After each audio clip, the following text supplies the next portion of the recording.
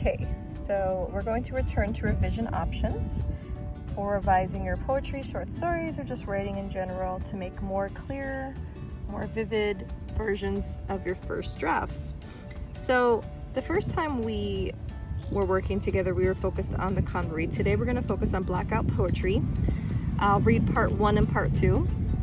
Blackout Poetry is actually a standalone poetry prompt where you can take one of your poems and make it into something completely different, even have a different meaning, different setting based upon the parts you decide to black out creatively. But I also think it's a lot of fun to use as an editing tool to see how you want to make your poetry clearer and maybe remove lines that just aren't necessary. So this is part 1 with a marker, mark out sections and add lines to write a new story. Part 2, underline or highlight the 2 strongest lines in each piece. To begin with, we're gonna just focus on this. We're gonna black out different sections. So I have prepared a poem. Okay, so this is a very well-known poem. It's entitled Instructions by Neil Gaiman.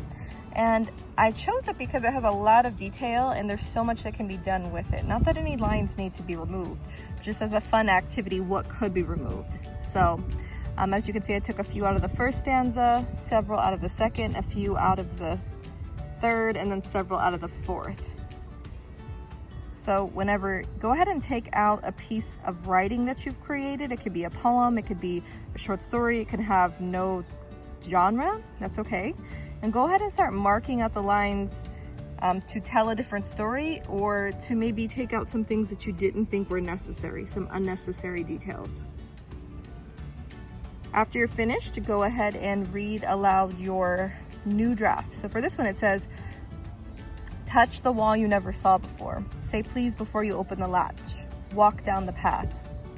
If you go on, from the back garden, you will be able to see the wildwood, the deep well at the bottom of it. If you turn around here, I will think no less of you. And I decided to use this as an example because as it stands, it makes sense. And so as the writer, it's your decision how much detail you want to apply and when. So good luck revising and editing. I look forward to hearing your final drafts.